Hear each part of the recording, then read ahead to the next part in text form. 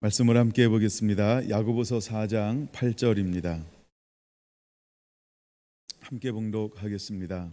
하나님을 가까이 하라. 그리하면 너희를 가까이 하시리라. 죄인들아 손을 깨끗이 하라. 부마음을 품은 자들아 마음을 성결하게 하라. 아멘. 지난 한 주간 저희가 온 세대 연합 컨퍼런스를 섬겼습니다. 함께 섬겨주신 모든 분들을 축복합니다.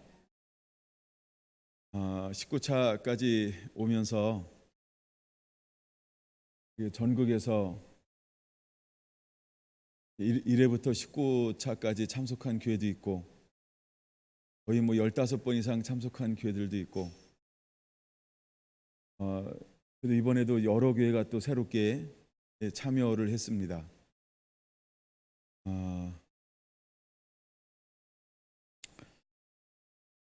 원진 컨퍼런스는 우리 다음 세대들에게 어떻게 믿음을 유업으로 물려줄까, 이런 이제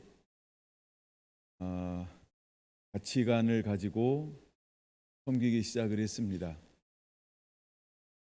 우리가 섬기면 섬길수록 역시 섬김은 섬김에서 배울 수 있는 것 같아요.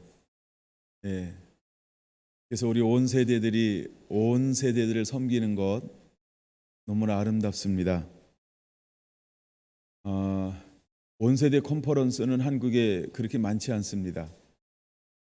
단세대 컨퍼런스는 굉장히 많이 있죠. 유초등부나 중고등부나 청년들이나 또 어른들 집회, 세미나, 컨퍼런스 이런 거는 굉장히 많아요. 그런데 유치부부터 작년에 이르기까지 함께 이렇게 막 모아놓고 하는 집회는 그렇게 많지 않습니다. 근데 저희가 19번이나 온세대 컨퍼런스를 할 수 있었다는 것에 대해서 많은 분들이 아직도 놀라워하고 있습니다. 그러니까 지금도 기억되어지는 것이 어떻게 온세대 컨퍼런스가 가능하냐, 이런 이야기였어요. 근데 그런 분들이 와서 보면 다 놀라는 모습을 보입니다. 이게 되는구나. 그다음에 이제 우리가 신학생들이 굉장히 많이 와서 이제 스텝으로 참여를 했습니다. 근데 이 친구들도 새로운 걸 경험하는 거죠. 온 세대가 되는구나. 제가 그 친구들한테 하는 말이 있어요. 너희가 이 다음에 필드에 나가면 너희도 한번 온 세대 한번 해봐. 근데 아직 그런 위치에 있는 친구들이 없는 것 같아요. 온 세대를 할 수 있는 담임 목사가 된다든가 아니면 뭔가 좀 이런 여러 가지가 좀 위치가 주어져야 되겠죠. 근데 아마 그들 가운데도 이 온 세대 컨퍼런스의 매력을 위치가 되면 저는 행할 거라고 봅니다. 또 이제 우리 교회 출신들도 필드에 나가서 사역을 하고 있는데 아직 그만한 위치에 있지는 않은 것 같아요. 이제 병아리 전사님들이라 아마 언젠가는 그런 위치가 되면 온 세대 컨퍼런스를 하지 않을까, 그런 생각을 해봅니다. 몇몇의 제가 간증 들은 것들을 이렇게 페이스북에 오늘 아침에 이렇게 올렸어요. 여러분들 보면서 한번 은혜를 나눠보시길 바랍니다. 그래서 오늘은 이번에 컨퍼런스에서 나눴던 메시지를 요약해서 제가 네 타임 했나요? 약간 그거를 요약을 해서 여러분들과 함께 오전과 오후에 나누어 보려고 하는데, 근데 이게 잘 될지는 가봐야 알아요.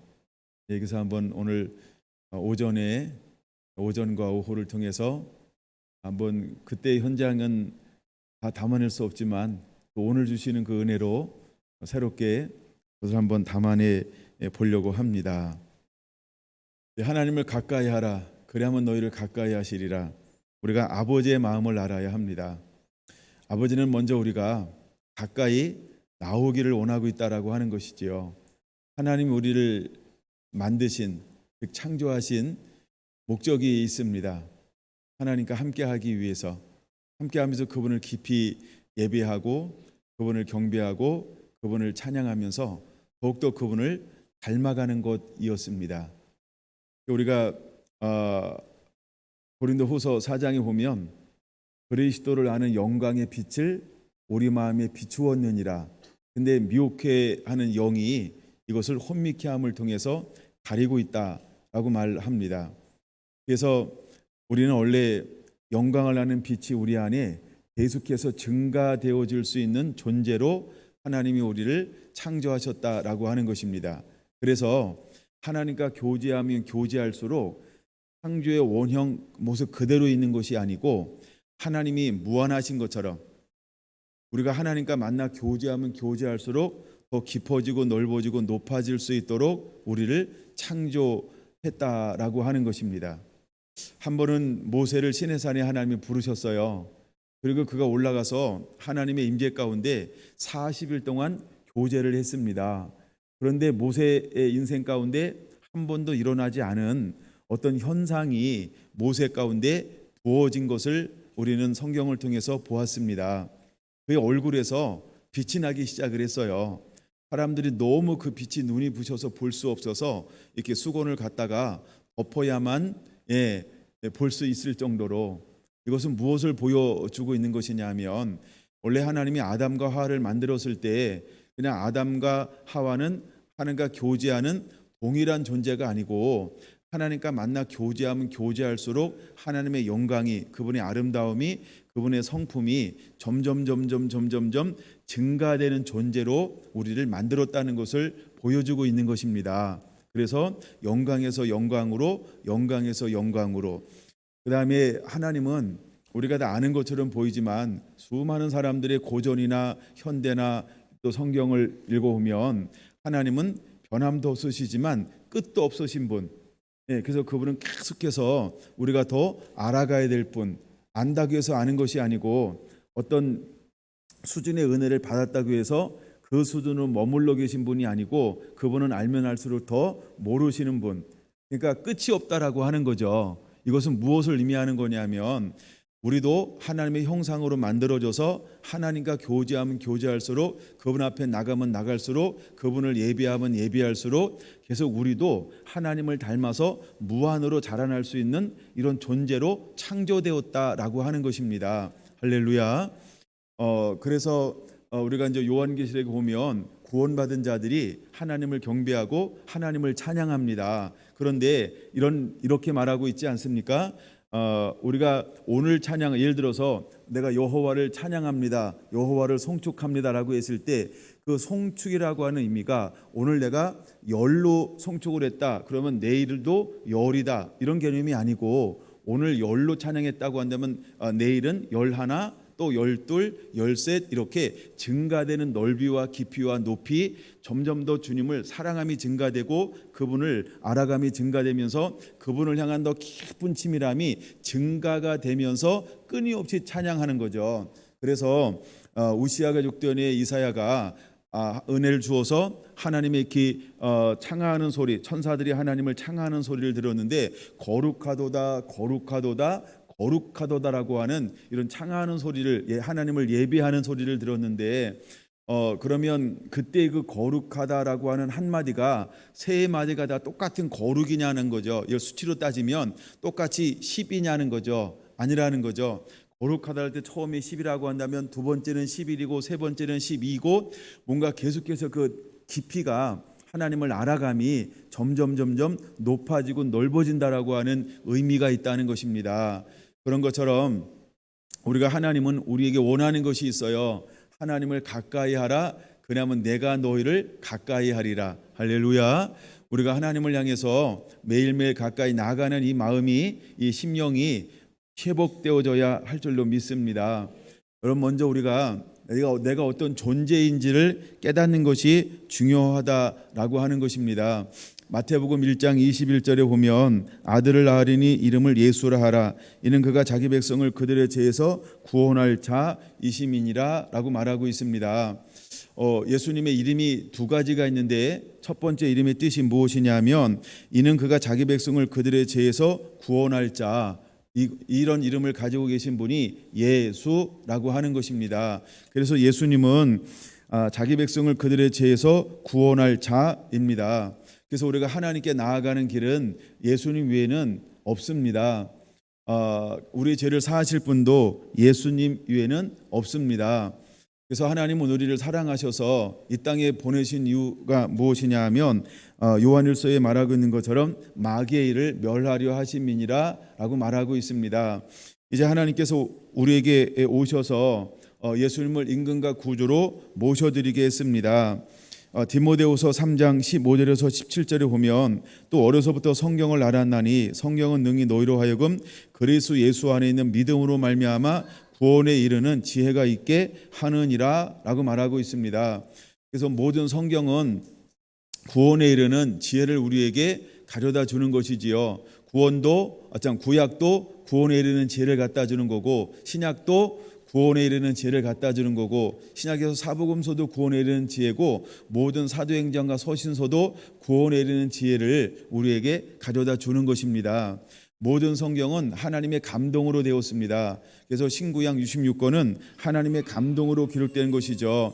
그래서 디모데후서 3장 16절은 모든 성경은 하나님의 감동으로 된 것으로 교훈과 책망과 바르게 함과 의로 고익하기에 유익하니 이는 하나님의 사람으로 온전하게 하며 모든 선한 일을 행할 능력을 갖추게 하려 함이니라 라고 말하고 있습니다. 우리가 성경을 알아야 될 이유는, 여러분, 성경은 하나님의 사람으로 온전케 하면서 모든 선한 일을 행할 수 있는 능력을 갖추도록 우리를 도와주는 것이 성경, 즉 하나님의 말씀이라고 하는 것입니다. 그러므로 이제 우리는 하나님의 말씀을 통해서 하나님의 사람으로 온전하게 될 수 있습니다. 할렐루야. 여러분, 내가 누구인지 정확하게 알아야 합니다. 요한복음 1장 12절에서 14절, 요한복음 1장 12절에서 14절, 영접하는 자 곧 그 이름을 믿는 자들에게는 하나님의 자녀가 되는 권세를 주셨으니 라고 말하고 있습니다. 여러분, 내가 누구일까요? 내 안에 예수님을 모셔드렸다고 한다면 하나님은 나를 하나님의 자녀로 삼아 주었습니다. 할렐루야. 내가 하나님의 자녀가 되었다는 것입니다. 자녀가 되는 것은 13절 말씀하고 있는 것처럼 이는 혈통으로나 육정으로나 사람의 뜻으로 나지 아니하고 오직 하나님께로부터 난 자들이니라 라고 말하고 있습니다. 우리에게는 육의 부모가 있습니다. 그렇죠? 근데 우리가 하나님의 자녀가 되는 것은 혈통으로나 육정으로나 사람의 뜻으로 난 것이 아니고 오직 하나님께로부터 난 것이라고 말씀하고 있습니다. 그래서 말씀이 육신이 되어 우리 가운데 거하심에 우리가 그의 영광을 보니 아버지의 독생자의 영광이요 은혜와 진리가 충만하더라. 내가 누구인지를 정확하게 아는 것이 중요합니다. 나는 하나님의 자녀라고 하는 것입니다. 그러면 하나님의 자녀에게는 무엇이 있는가? 그것을 명확하게 아는 것이 중요합니다.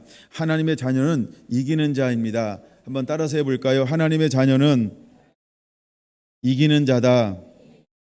요한일서 5장 4절에서 5절 보겠습니다. 무릇 하나님께로부터 난 자마다 세상을 이기느니라. 세상을 이기는 승리는 이것이니 우리의 믿음이니라. 예수께서 하나님의 아들이심을 믿는 자가 아니면 세상을 이기는 자가 누구냐? 할렐루야. 여러분, 하나님께로부터 난 자, 누굴 말하는 거죠? 하나님의 자녀를 말하는 것이죠.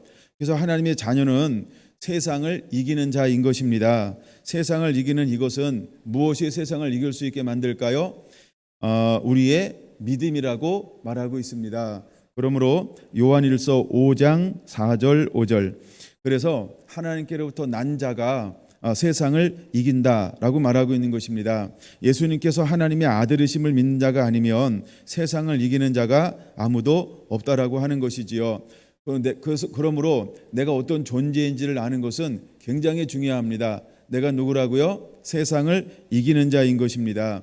그럼 우리가 무엇으로 세상을 이길 수 있을까? 무엇으로 세상을 이길 수 있을까? 믿음으로 세상을 이길 수 있는 것입니다. 믿음으로 세상을 이기는 것입니다. 우리가 예수 그리스도는 하나님의 아들이시다 라고 하는 예수 그리스도를 믿음으로 우리는 세상을 이길 수 있습니다. 요한일서 2장 15절 16절 이 세상이나 세상에 있는 것들을 사랑하지 말라. 누구든지 세상을 사랑하면 아버지의 사랑이 그 안에 있지 아니하나니. 16절 같이 한번 읽어볼까요? 이는 세상에 있는 모든 것이 육신의 정욕과 안목의 정욕과 이생의 자랑이니 다 아버지께로부터 온 것이 아니요 세상으로부터 온 것이니라. 할렐루야. 이제 하나님은 우리가 자녀가 되었다 그러면 무엇을 이기라라고 말씀하고 있나요? 크게 세 가지로 말하고 있습니다. 이 세 가지가 우리가 이겨야 될 가장 큰 항목으로 세 가지로 예수님이 줄여 놓았어요. 그래서 이 세 가지 항목의 모든 것이 포함되어져 있는 것을 우리가 깨달아야 합니다. 근데 첫째, 육신의 정욕을 이기는 자가 되어야 합니다. 둘째, 안목의 정욕을 이기는 자가 되어야 합니다. 셋째, 이생의 자랑을 이기는 자가 되어야 할 줄로 믿습니다. 이 육의 소욕과 성령의 소욕이 있습니다. 육의 소욕과 성령의 소욕이 있습니다. 그러면 육의 소욕은 전부 어디에 해당되어지는 걸까? 바로 육신의 정욕과 안목의 정욕과 이생의 자랑으로 말미암아 쫓아온 것이라고 하는 것을 우리는 알아야 합니다. 그 다음에 고린도에 말하고 있는 것처럼 우리 안에는 견고한 진들이 있습니다. 그런 견고한 진들은 무엇으로부터 만들어지고 있는 것인가? 이것이 다른 말로 말하면 육신의 정욕과 안목의 정욕과 이생의 자랑이라는 것입니다. 예수님은 씨앗 뿌리는 비유를 통해서 우리가 열매 맺는 자가 되기를 원하고 있습니다. 근데 결실하지 못하게 하는 밭이 있는데 그것을 우리가 가시떨기 즉 가시밭이라고 말합니다. 근데 가시밭은 결실하지 못해서 하나님의 나라를 유업으로 받을 수 없는데 무엇이 결실을 맡고 있는가라고 할 때 세 가지가 결실을 맡고 있다라고 말합니다. 첫째는 세상의 염려, 둘째는 재물의 유혹, 셋째는 욕심에 이끌려 이렇게 말합니다. 그런 것처럼 이제 우리가 무엇을 이기는 자가 되어야 할까? 세상의 염려를 이기는 자가 되어야 합니다. 재물의 유혹, 만몬을 이기는 자가 되어야 합니다. 그 다음에 욕심에 이끌려 즉 욕심을 이기는 자가 되어야 합니다. 아간이라고 한 사람이 실패했고 가나안 땅을 점령하는데 하나님이 그들과 함께하지 않고 도울 수 없었던 것은 한 사람이 하나님의 말씀에 불순종함을 통해서 욕심에 이끌려 무엇인가를 취했다라고 하는 것이죠. 그것으로 인해서 가장 작은 성 아이성에서 그들은 하나님이 함께하지 않음을 통해서 실패할 수밖에 없었습니다. 여러분, 오늘날 우리도 마귀가 유혹하는 것 중에 하나가 뭐냐 하면 욕심이라고 하는 것입니다. 그래서 예수님은 우리가 따라올 때 무엇을 요구하고 있습니까? 전부를 다 버리고 나를 쫓아올 수 있겠느냐?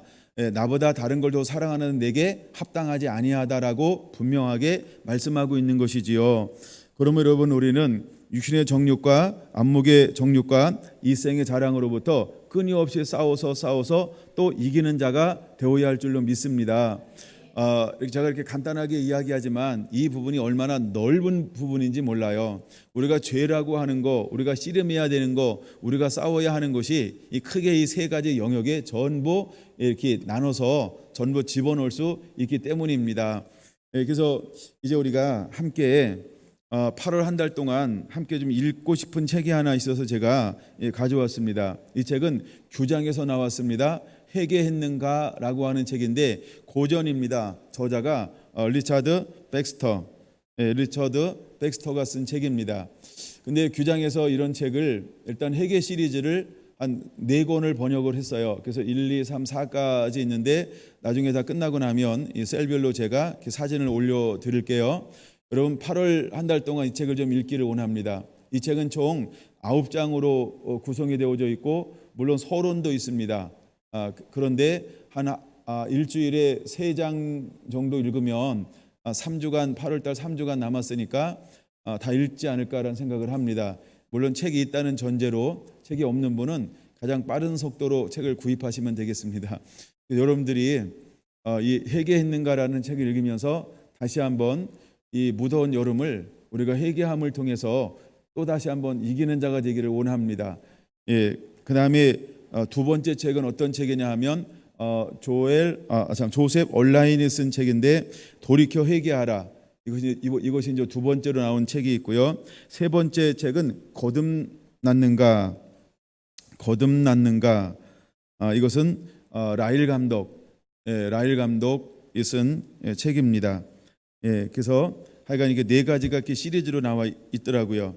그래서 하여간 우리가 이 책을 먼저 한 8월 한 달 동안 좀 함께 여러분들이 개별적으로 읽으시고 제가 시간 될 때에 한번 이렇게 같이 나누는 그런 시간들을 좀 가져볼 겁니다. 여러분들 이 책을 꼭 기억해 주시기 바랍니다.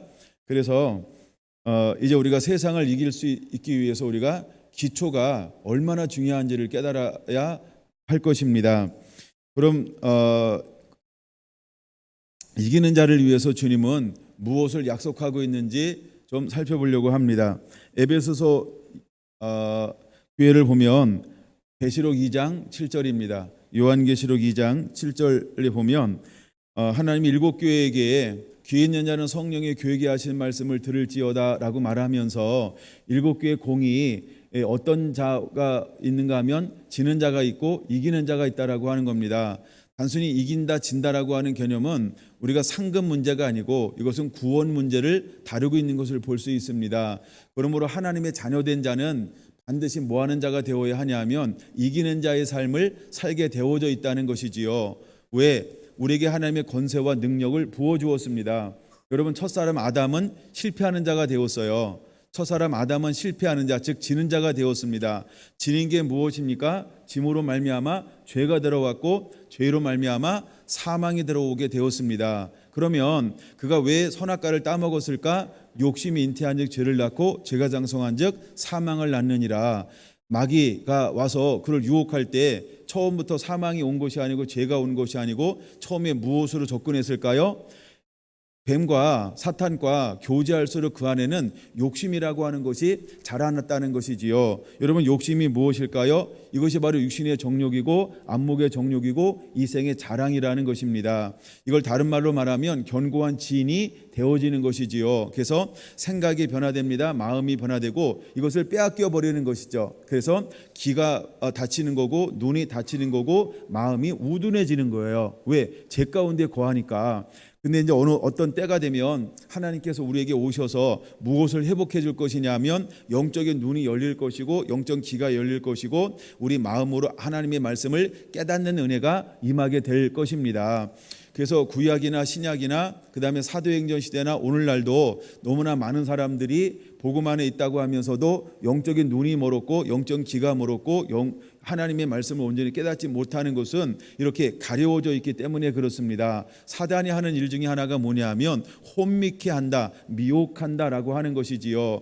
근데 혼미케 하고 미혹을 우리가 이길 수 있는 방법이 뭐냐면 이제 단계가 있는데 욕심이 잉태하는 죄를 낳고 죄가 장성한즉 사망을 낳는 것처럼 이제 여러분 우리는 교회 있는 자는 성령의 교회에게 하시는 말씀, 즉 우리에게 하시는 말씀을 들을 수 있어야 합니다. 왜냐하면 믿음은 어디서 생깁니까? 하나님의 말씀을 들으면서 믿음이 생기는 것처럼 우리가 말씀을 들으면 들을수록 믿음이 자라남을 통해서 사단의 유혹이 무엇인지를 분별할 수 있게 될 것입니다. 할렐루야. 자, 요한계시록 2장 7절은 에베소 교회를 향하여서 하시는 말씀입니다. 그러면 이기는 자에게 주님은 무엇을 주시겠다라고 약속하고 있을까? 함께 읽어보겠습니다. 시작. 귀 있는 자는 성령의 교회에게 하시는 말씀을 들을지어다. 이기는 그에게는 내가 하나님의 낙원에 있는 생명나무의 열매를 주어 먹게 하리라. 할렐루야. 이기는 자에게만 주어지는 게 있는데 그것이 무엇이냐면 생명나무의 열매라고 하는 것이지요. 첫사람 아담이 타락했을 때 그에게 화영검을 든 천사를 통해서 지키게 한 나무가 있었습니다. 그 이유가 무엇일까요? 저 생명의 나무를 먹고 영생할까 하노라라고 하는 것이었죠. 즉 죄를 가지고 생명나무를 먹으면 영생을 할 수 있다는 거죠. 근데 하나님은 죄를 가지고 하나님과 영원토록 함께하는 것을 허용하지 않았다는 것입니다. 그러면 생명나무는 영원히 사는, 즉 영원히 산다라고 하는 건 뭐냐면 하나님과 함께함, 이것을 우리가 산다 이런 표현을 쓰는 거고, 지옥을 가는 것은 영원한 죽음, 멸망이라고 이라는 단어를 사용합니다. 그래서 내가 생명나무의 열매를 주어 먹게 하리라 라고 하는 말씀은 누구에게만 생명나무의 열매가 주어진다는 거예요? 이기는 자에게만 주어지는 것이 생명나무의 열매라고 하는 것입니다. 우리가 교회 다닌다고 생명나무의 열매를 먹을 수 있는 것이 아니고 우리가 믿음으로 이기는 자만이 생명나무의 열매가 주어진다라고 하는 것입니다. 그러므로 여러분은 반드시 이기는 자가 되어야 할 줄로 믿습니다. 안목의 정욕과 육신의 정욕과 이생의 자랑을 반드시 이겨내는 자가 되어야 합니다. 한번 이긴 것으로, 내가 옛날에 한번 이긴 것으로 나는 앞으로 이기게 될 거야, 그것 가지고 안 됩니다. 우리는 계속해서 이기는 자가 되어야 합니다. 또 이기고 있어야 할 줄로 믿습니다. 앞으로도 계속해서 우리는 이기는 자가 되어야 할 줄로 믿습니다. 하나님이 그에게 주는 것이 무엇이냐면 생명나무의 열매를 주시겠다라고 말씀을 하고 있습니다. 2장 11절 보겠습니다. 요한계시록 2장 11절, 서문학교회를 향하여서 하시는 말씀입니다. 11절 같이 읽습니다. 시작. 귀 있는 자는 성령이 교회에게 하시는 말씀을 들을지어다. 이기는 자는 둘째 사망의 해를 받지 아니하리라. 할렐루야. 서문학교회를 향해서도 분명히 말합니다. 이기는 자에게 주어지는 축복이 무엇이냐면 둘째 사망의 해를 받지 아니하겠다, 이렇게 말씀하고 있습니다. 여기서 말하는 둘째 사망의 해는 무엇일까? 이것은 바로 지옥을 말하는 것입니다. 지옥을 말하는 것입니다. 그래서 성경을 한번 찾아볼까요? 요한계시록 20장 14절 이렇게 말합니다. 요한계시록 20장 14절 15절, 사망과 음부도 불못에 던져지니 이것은 둘째 사망 곧 불못이라 라고 말하고 있습니다. 둘째 사망이 뭐라고요? 불못, 즉 지옥을 말하고 있는 것입니다. 그러므로 이기는 자에게는 둘째 사망의 해를 받지 아니하리라. 이 말이 무슨 말입니까? 지옥까지 아니하고 멸하지 아니하고 영원한 천국, 하나님과 함께하는 그 나라에 가게 될 것이다 라고 말하고 있는 것입니다. 그러면 우리가 이기는 자가 되지 아니하면 어디 간다라고 하는 말일까요? 영원한 불목, 즉 지옥에 간다라고 하는 말입니다. 그러므로 저와 여러분들은 반드시 이기는 자가 되어야 할 줄로 믿습니다. 15절 읽습니다. 15절 시작. 누구든지 생명책에 기록되지 못한 자는 불못에 던져지리라. 할렐루야. 여러분, 생명책에는 누가 기록되어지는 것일까요? 예수님을 영접하고 임금과 구주로 모셔드려서 세상을 이기는 자가 기록되어지는 것이 생명책이라고 하는 것입니다. 여러분, 생명책, 하나님의 자녀된 특권은 뭐냐면 세상을 이기는 것입니다. 만약에 세상을 이기지 못하는데 난 자녀다, 그거 가짜입니다. 여러분, 속지 않게 되길 바랍니다. 하나님의 자녀는 반드시 세상을 이기게 되어져 있습니다. 그 세상을 이기는 자만이 어디 이름이 기록되어져 있을까요? 생명책에 이름이 기록되어질 거라는 것이죠. 그러므로 여러분 반드시 이기는 자가 되어야 할 줄로 믿습니다. 이것은 선택이 아니고 필수라고 하는 걸 우리가 깨달아야 합니다. 요한계시록 21장 1절 보겠습니다. 21장 1절 한번 보겠습니다. 1절 같이 읽을까요? 시작.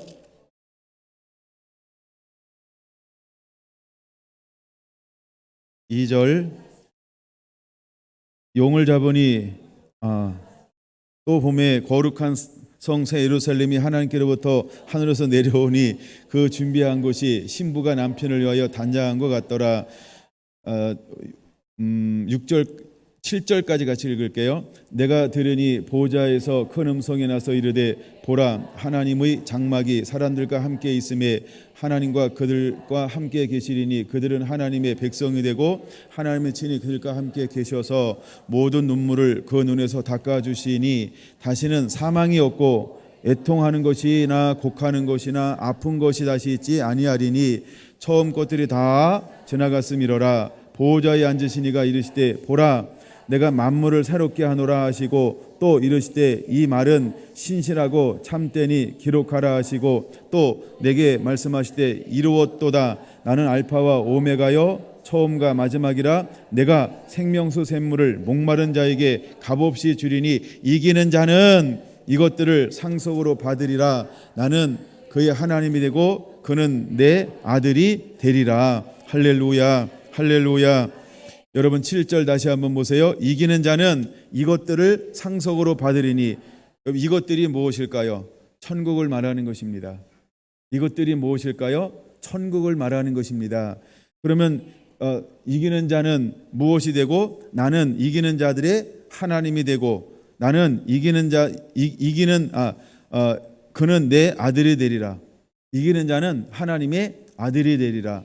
그러면 여러분 우리가 거듭났다. 하나님의 아들이 됐다. 하나님의 아들은 영접하는 자입니다. 근데 아들에게는 무엇이 주어지냐면 세상을 이기는 자라고 요한일서 5장 4절 5절에 말하고 있습니다.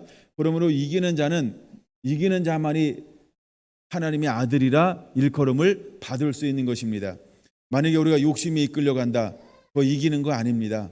그럼 이기는 거 아닌 것은 하나님의 자녀가 아니다 이 말입니다.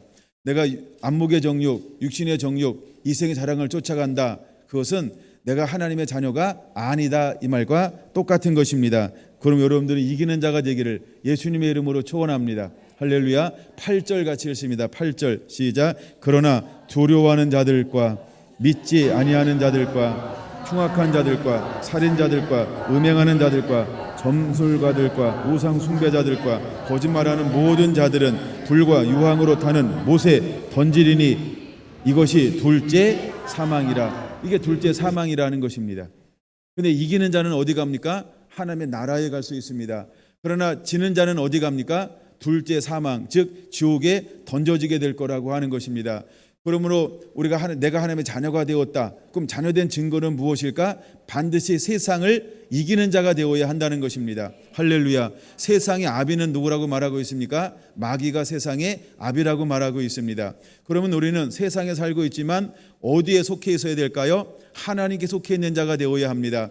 이것을 복음서에는 그리스도 안에, 예수 안에, 복음 안에 이렇게 말하고 있습니다. 그러므로 저와 여러분들은 예수 안에 머무르는 자가 되어야 합니다. 예수 안에 있다 이 말은 뭐냐면 내가 하나님의 자녀가 되었다는 것입니다. 자녀가 되었다라고 하는 증거는 세상을 이기는 것입니다. 죄를 이기는 것입니다. 욕심을 이기는 것입니다. 염려를 이기는 것입니다. 할렐루야. 8절에 보니까 둘째 사막에 던져지는 사람이 첫째가 뭐냐면 두려워하는 자들입니다. 두려워하는 자, 믿지 않는 자들이 그 다음에 나와요. 첫 번째 사람이 뭐냐면 두려워하는 자입니다. 두려워하는 자가 누굴까요? 교회 안에 있는 가짜를 말하는 것입니다. 거짓 사도, 거짓 선생들, 거짓 성도, 거짓 복음을 변개한 사람들, 다른 복음들, 비틀어진 복음들, 그러니까 이런 것들을 말하는 것입니다. 그러므로 반드시 우리는 이기는 자가 되어야 할 줄로 믿습니다. 할렐루야. 21장 천국은 이기는 자들만이 들어갈 수 있는 곳임을 우리가 깨달아야 합니다. 아멘. 세상을 이기는 믿음을 가져야 할 줄로 믿습니다. 다른 것으로는 세상을 이길 수가 없어요. 믿음만이 세상을 이길 수 있습니다. 그래서 다시 한번 강조합니다만 요한일서 5장 4절 5절은 이렇게 분명히 말하고 있는 것입니다. 무릇 하나님께로부터 난 자마다 세상을 이기느니라. 세상을 이기는 승리는 이것이니 우리의 믿음이니라. 예수께서 하나님의 아들이심을 믿는 자가 아니면 세상을 이기는 자가 누구냐라고 말하고 있는 것입니다. 그러므로 나의 정체성이 무엇인가? 나는 세상을 이기는 자입니다. 저 여러분들은 하나님의 자녀입니다. 우리 안에 하나님의 예수 그리스도가 거하십니다. 또한 우리는 고린도전서 3장 16절 17절에 말하고 있는 것처럼 예수님이 내 안에 거하시는 하나님의 성전이 되었습니다. 거룩한 전이 되었습니다. 예수님이 내 안에 머무르는 사람들은 이기는 자입니다. 그냥 이기게 되어져 있습니다. 내가 이기는 것이 아니라 내 안에 계신 예수님으로 말미암아 이기는 것입니다. 여러분들이 이 가치관을 분명하게 가짐으로 여러분들이 말로 속이는 것이 아니라 생각으로 속이는 것이 아니라 우리의 실제 삶 가운데서 이김의 열매들이 나타나야 할 줄로 믿습니다. 할렐루야. 이제 이 두 번째 거를 다뤄야 되는데 이거 굉장히 중요한 건데 그다간 다뤄보겠습니다. 제가 시간과 싸워야 되지만 이제 우리가 이기는 자가 되기 위해서 또 둘째 사망의 못에서 벗어나기 위해서 우리가 또 하나님의 아들을 내 안에 임금과 구주로 모셔들었다고 하면서도 우리 안에 부족한 것이 있습니다. 그게 무엇이냐 하면 그래서 제가 여러분과 함께 다시 한번 이것을 다루기를 원하는 이유는 이 책을 읽음으로 여러분들이 다 자기 점검이 일어나게 되길 원합니다. 여러분 18세기 19세기의 특징이 뭐냐 하면 자기 점검이에요. 끊임없이 그들은 자기를 점검했습니다. 끊임없이 하나님과 나 사이의 자기를 스스로 점검하는 삶을 살았습니다. 근데 현대 사회에서 부족한 게 뭐냐 하면 자기 점검이라는 거죠. 스스로 내가 누군지를 정직하게 하나님 앞에 점검하지 않습니다. 그래서 많은 사람들이 속고 있는 것이지요. 여러분들이 이 책을 읽어 나가면서 자기 자신을 스스로 점검하는 그런 기회가 되기를 원합니다. 여러분, 회개는 구원의 필수 불가결한 조건이지요. 주의 오실 길을 예비하는 세례 요한이 일어나서 일성이 무엇이었나요? 회개하라, 천국이 가까웠느니라. 예수님께서 사역하실 때 첫 번째 일성이 무엇이었나요? 회개하라, 천국이 가까웠느니라.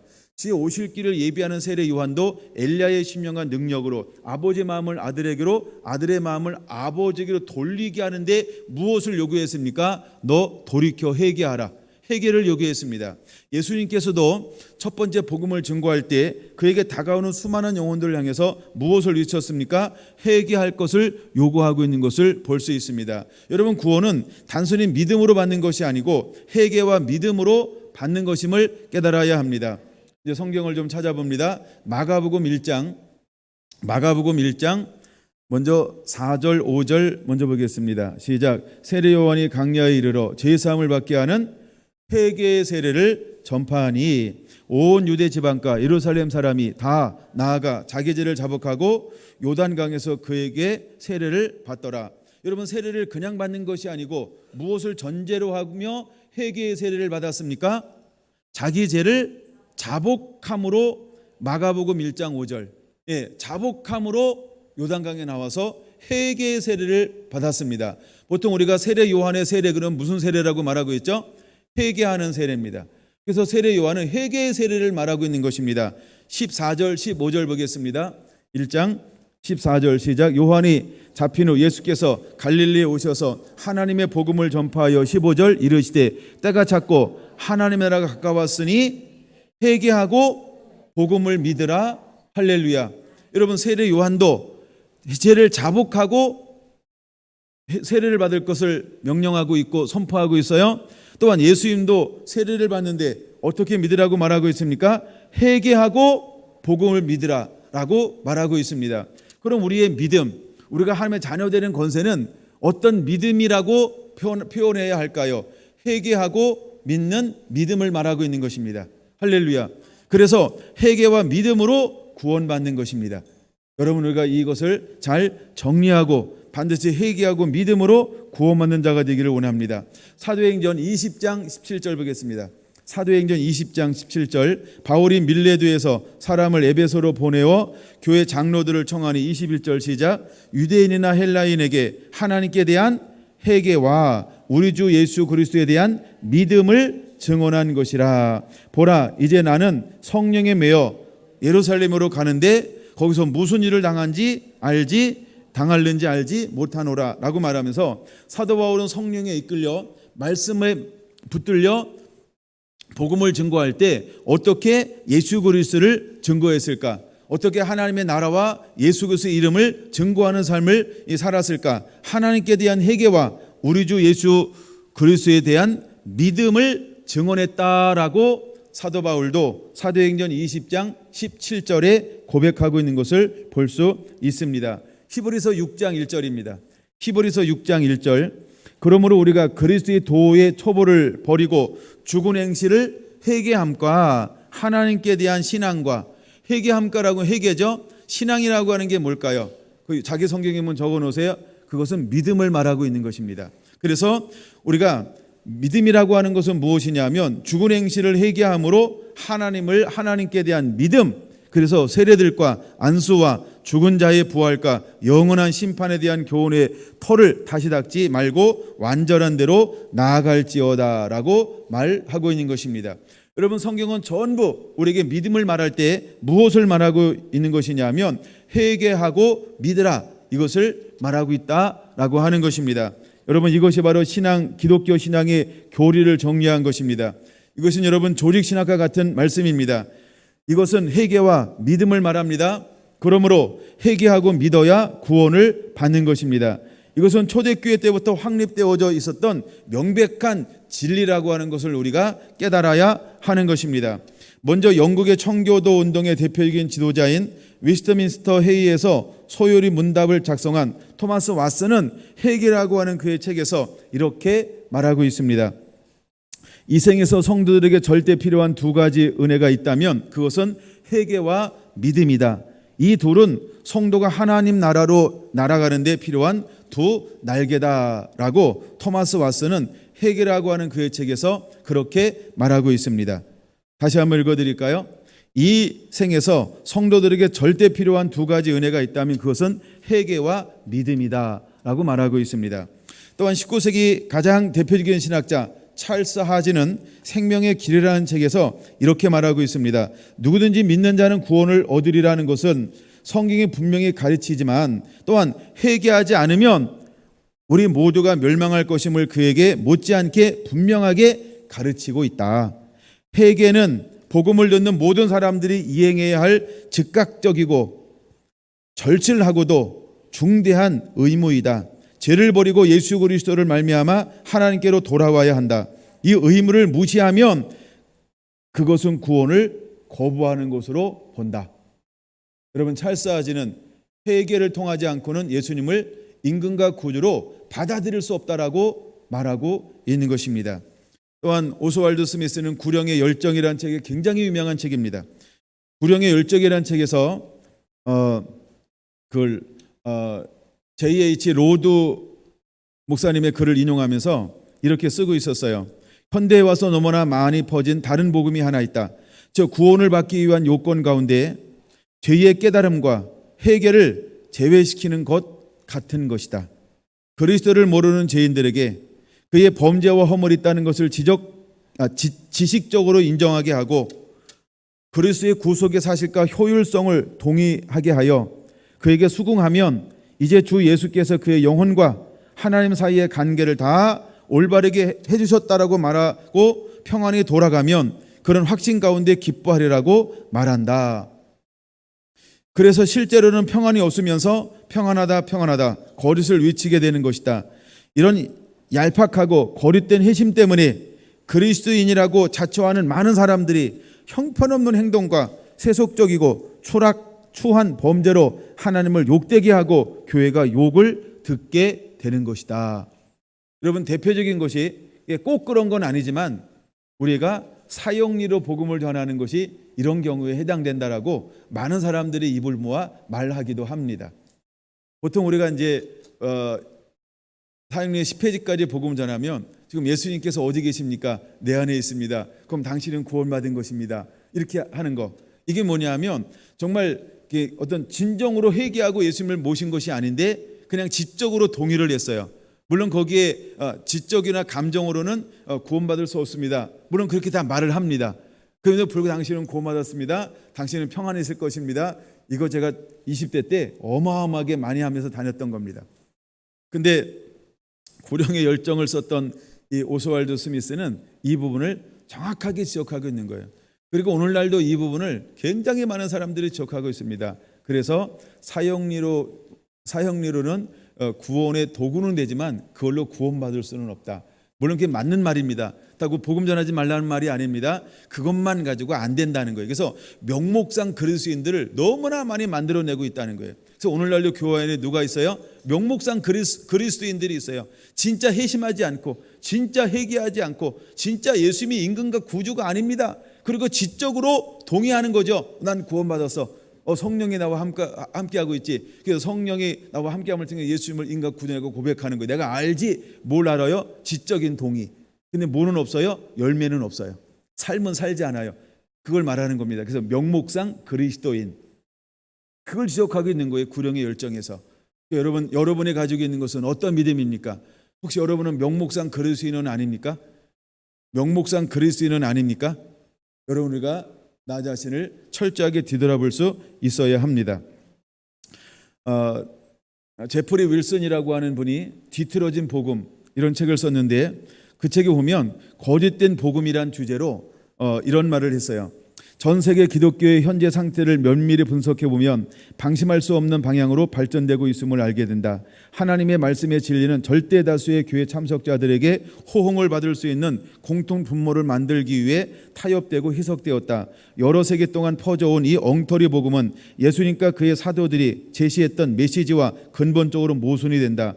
이것은 싸구려 복음이며 편의주의 복음으로서 안일한 신앙이라고 불려진다. 이 복음은 구원을 받으려면 누구나 단순히 예수를 자기 개인의 구주로서 믿거나 혹은 영접하면 된다고 말한다. 이 복음의 가르침에 따르면 예수님이 자신의 죄를 위해서 돌아가셨다는 것을 믿거나 혹은 영생에 거저주는 선물을 받기만 하면 구원된다라고 말한다. 이 안일한 복음에는 회개에 대한 요구가 빠져 있다. 회개가 빠져 있다는 거예요. 구원을 받기 위해 그리스도께로 나오는 자는 자신의 죄로부터 떠나고 자신을 부인해야 한다는 가르침이 이 복음에는 없다. 그는 이렇게 강력하게 말하고 있습니다. 여러분, 오늘날 많은 복음 안에 무엇이 빠져 있을까요? 회개가 빠져 있다는 것입니다. 회개가 빠져 있다는 겁니다. 여러분, 믿음은 회개를 전제로 해야 한다는 것을 우리가 깨달아야 할 줄로 믿습니다. 할렐루야. 그래서 회개하지 않고는 하나님의 자녀가 될 수 없다는 것입니다. 여러분, 예수님 자신이 이 세상에 오신 목적이 무엇일까요? 사역의 목적을 명확하게 우리가 이해해야 합니다. 누가복음 5장 31절 보겠습니다. 누가복음 5장 31절 32절. 여러분, 성경을 찾아야 됩니다. 예수께서 대답하여 이르시되 건강한 자에게는 의사가 쓸데없고 병든 자에게라야 쓸데있나니. 시작. 내가 의인을 부르러 온 것이 아니요 죄인을 불러 회개시키러 왔느니라. 여러분, 예수님께서 이 땅에 오신 목적을 뭐라고 말씀하고 있어요? 죄인을 불러 회개시키러 왔다는 거예요. 그럼 여러분, 우리가 믿기 전에 뭐가 먼저 전제가 되어야 할까요? 회개가 전제가 되어야 한다는 것입니다. 할렐루야. 그래서 여러분, 우리가 이 책을 제목이 멋있지 않나요? 회개했는가? 심플하잖아요. 그리고 단도직입적이지 않나요? 굉장히 용감한 책이에요. 회개했는가? 여러분, 우리가 회개를 전제하라는 거예요. 이것이 오늘날 예수님께서 또다시 온다고 한다면 우리에게 무엇을 먼저 확인하고 싶어 할까요? 회개했니? 회개했는가? 이것을 먼저 주님이 우리에게 묻기를 원하는 첫 번째 질문일지 모릅니다. 왜냐하면 예수님께서 이 땅에 오신 이유가 죄인을 불러 회개시키러 왔다라고 누가복음 5장 32절은 명확하게 말하고 있습니다. 마태복음 11장을 보겠습니다.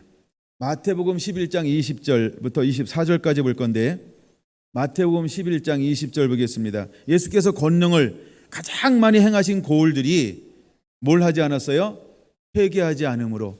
여러분, 권능에 임한다고 회개하는 거 아닙니다. 복음이 들어가야 됩니다. 말씀의 부닥침을 경험해야 합니다. 빛이 비춰져야 합니다. 그리고 빛에 반응해야 합니다. 그 내 마음의 문을 열어야 합니다. 그래야 회개가 일어나는 것입니다.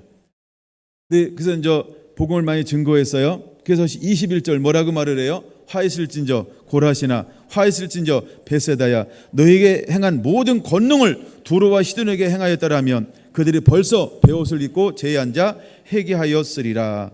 내가 너에게 이르노니 심판날에 두로와 시돈이 너희보다 견디기 쉬우리라. 23절이요. 가버나움아, 내가 하늘에까지 높아지겠느냐? 음부까지 낮아지리라. 내가 행한 모든 권능을 소돔에서 행하였더라면 이 성이 오늘날까지 있었으리라.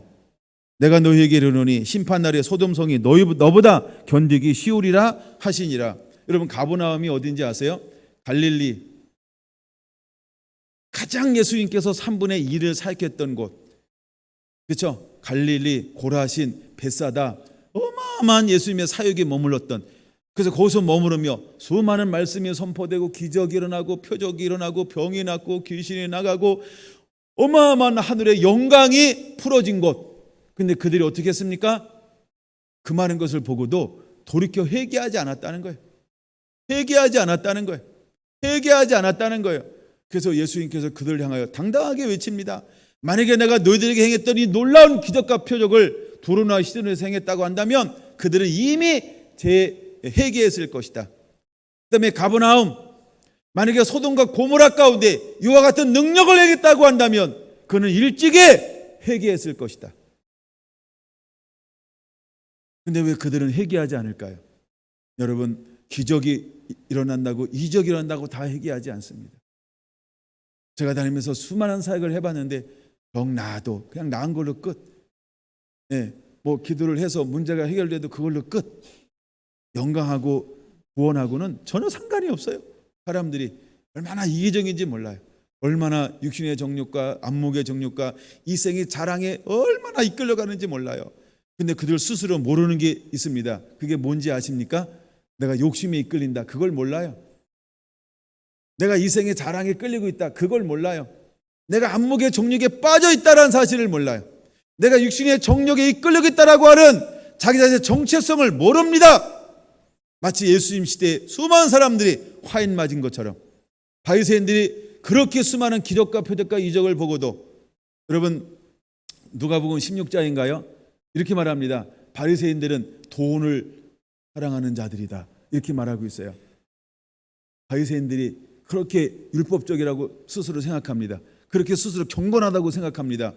근데 예수님은 그들 향해서 뭐라고 말한다고요? 그들은 안목의 정욕, 이생의 자랑, 육신의 정욕에 이끌리는 자다. 그래서 희칠한 무덤, 외식하는 자라고 표현하고 있는 것입니다. 그들이 외식하는 자입니다.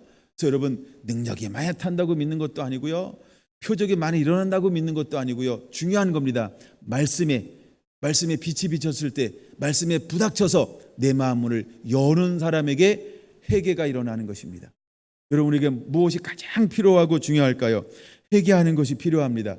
이제 마지막 성경 하나만 더 찾아보고 오전의 말씀을 마치려고 합니다. 요한일서입니다. 요한일서 5절부터 보겠습니다. 요한일서 1장, 요한일서 1장 5절부터 한번 10절까지 볼 건데요. 우리가 그에게 듣고 너희에게 전하는 소식은 이것이니 곧 하나님은 빛이시라. 그에게는 어둠이 조금도 없이다는 것이라. 6절 같이 읽습니다. 만일 우리가 하나님과 사귐이 있다 하고 어둠에 행하면 거짓말을 하고 진리를 행하지 아니함이거니와. 할렐루야.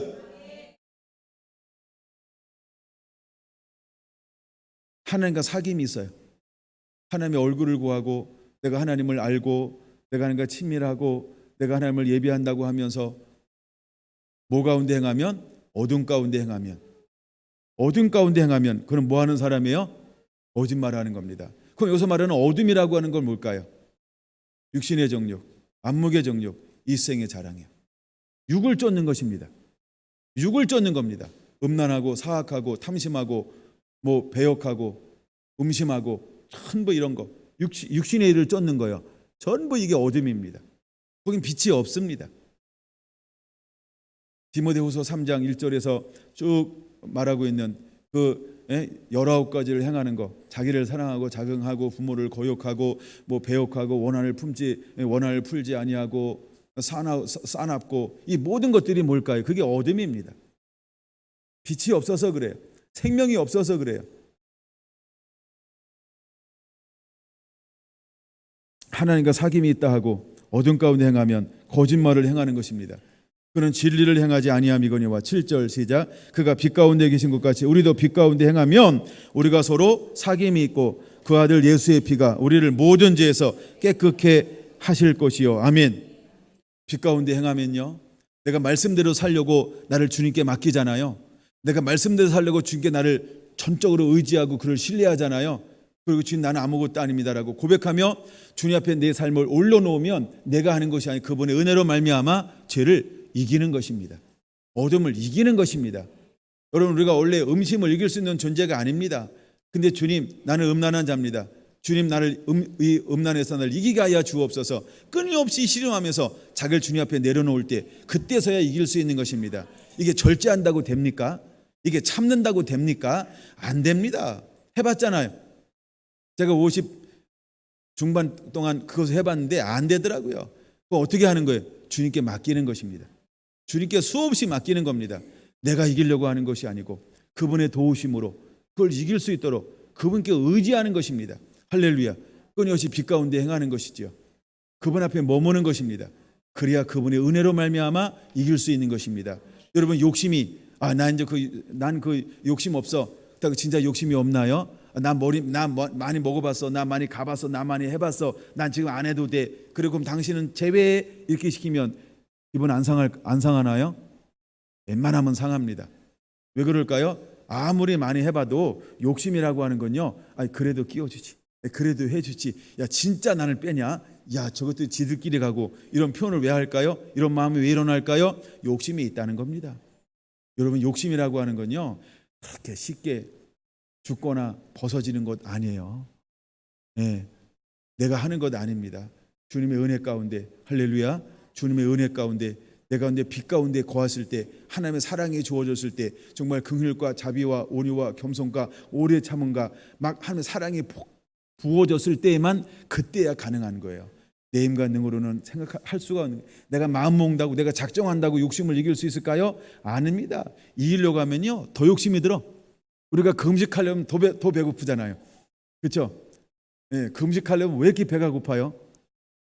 금식 안 할 때는요 배고픈 거 잘 몰라요. 근데 금식하려고 그러면 1시간만이라도 배고파. 내가 욕심 안 부려야지 그러면요 욕심이 더 빨리 찾아와. 내 힘으로 이길 수 있는 게 아니에요. 주님의 은혜가 임해야 합니다. 빛 가운데 거해야 합니다. 그분이 도와주셔야 할 줄로 믿습니다. 그 다음에 몇 절까지 읽었죠? 그럼 8절 보겠습니다. 만일 우리가 죄가 없다 하면 스스로 속이고 또 진리가 우리 속에 있지 아니하는 것이요, 만일 우리가 우리 죄를 자백하면 그는 미쁘시고 의로우사 우리 죄를 사하시며 우리를 모든 불의에서 깨끗하게 하실 것이요, 그러므로 우리가 해야 될 것이 무엇일까요? 매일매일 자백하는 것입니다. 나로서는 아무것도 할 수 없습니다. 나는 죄인입니다. 나는 죄를 이길 수 없습니다. 주님, 나를 용서하여 주시옵소서. 매일매일 주님을 의지하는 것입니다. 그분 앞에 나아가는 것입니다. 여러분, 내게 연약함이 있습니까? 내 안에 안목의 정욕이 있나요? 육신의 정욕이 있나요? 이생의 잔악이 있나요? 그럼 그거를 매일매일 주님 앞에 고백하세요. 매일매일 고백하는 사람이 가장 용감한 자고 가장 정직한 자입니다. 그 사람이 가장 지혜로운 자입니다. 내가 스스로 이기려고 하지 마세요. 나는 죄를 이길 수 있지 않습니다. 예수 그리스도 위에는 죄를 이길 수가 없어요. 그러므로 우리가 날마다 예수 그리스도 이름으로 십자가 별 앞에 나가는 자가 되어야 할 줄로 믿습니다. 아멘. 그래야 우리가 그분의 은혜로 말미암아 깨끗해질 수 있는 거예요. 이길 수 있는 거예요. 할렐루야. 우리가 회개하고 믿는 자가 되기를 예수님의 이름으로 축원합니다. 말씀을 정리합니다. 내가 누구일까요? 하나님의 자녀입니다. 하나님의 자녀라고 하는 정체성이 뭘까요? 세상을 이기는 자입니다. 세상을 이기는 게 무엇일까요? 믿음입니다. 우리가 어떤 믿음을 가져야 될까요? 회개하고 믿는 믿음을 가져야 할 줄로 믿습니다. 나로서는 이길 수가 없습니다. 내가 은혜 받았다, 은혜 받은 걸로 이기는 게 아닙니다. 하나님의 은혜 안에서 이길 수 있는 것입니다. 그러므로 우리가 회개함으로 그분 앞에 나가야 합니다. 그러므로 우리가 우리 죄를 자백하면 그는 미쁘시고 의로우사 우리 죄를 사하시며 우리를 모든 불의에서 깨끗게 하실 것이라고 말하고 있습니다. 그러므로 우리가 회개함으로 주님 앞에 나가 그를 임금과 구주로 모셔드림으로 우리가 하나님의 자녀된 권세와 삶을 누리는 자가 되어야 할 줄로 믿습니다. 할렐루야, 할렐루야.